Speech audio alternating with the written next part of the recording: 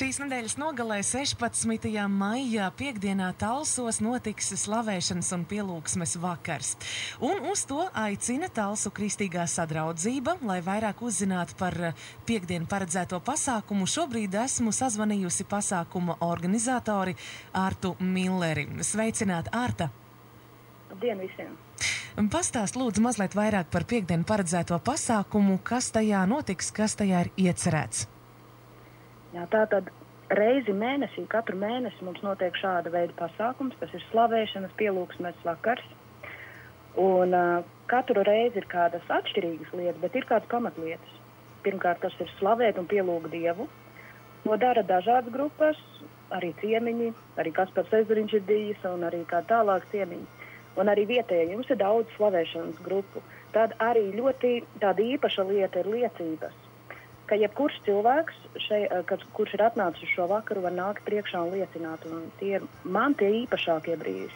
Jo kādi kāp uz skatuves pirmo reizi vai liecināt, slavēt Dievu tādā veidā un arī būt par svētību citiem. Tāpat arī neiztrūkstošā sastāvdaļa ir Dieva vārds un lūgšanas. Parasti beigās mēs sadalāmies tādās mazās grupiņās. Viens par otru aizlūdz. Visa vakara garumā ir arī iespēja iet un saņemt aizlūgšanu, jo mums ir arī kādi cilvēki, kas kalpo ar to, lai aizlūgtu par cilvēkiem. Tāpat arī šoreiz kaut kas īpašs mums būs. Mums būs ciemos Elīna Lāce, arī vietējā meitene, kura raksta gan dzeju, gan arī ļoti skaistu dziedu. Un šoreiz viņa līdzdalīs savu dzeju, jo Dievu var slavēt dažādos veidos, ne tikai ar dziesmām, bet arī ar dzeju un jebkādā savādākā veidā. Vakars izklausās ļoti interesants un kas jauki, ka tiešām tādā brīvā atmosfērā. Vai ir aicināti dažādu vecumu, dažādu draudžu, varbūt arī neticīgie cilvēki uz šo vakaru?